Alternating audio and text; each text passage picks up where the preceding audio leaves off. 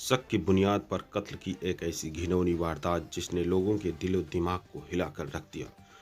नमस्कार, मैं हूं विजय और आप देख रहे हैं न्यूज़ 10।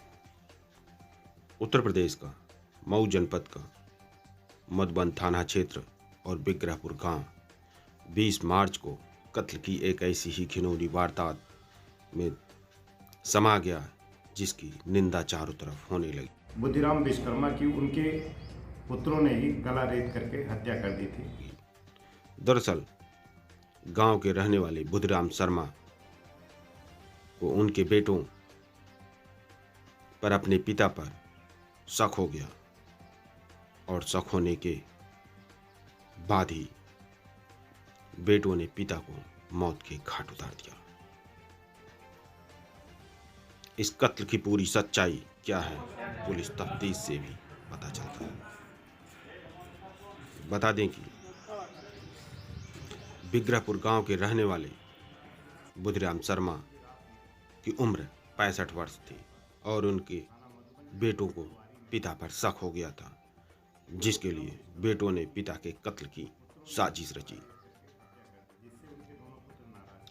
इस पूरे कत्ल की कहानी है बुद्धिराम शर्मा अपने बड़े बेटे राजेंद्र के साथ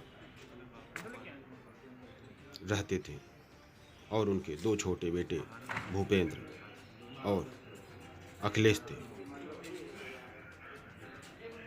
हालांकि कुछ दिनों से परिवार में जमीन के विवाद को लेकर के कहासुनी बाप बेटों के बीच में हो रही थी। इसी ही बीच उनके दोनों छोटे बेटे भूपेंद्र और अखिलेश को पिता की नीयत पर शक हो गया। जैसे ही पिता की नीयत पर शक हुआ तो बेटों ने बाप को ही मौत के घाट उतार दिया। बेटों को शक हुआ कि जमीन को बेचकर उनके पिता अपने बड़े बेटे को दे रहे हैं। पिछले कुछ दिनों पहले ही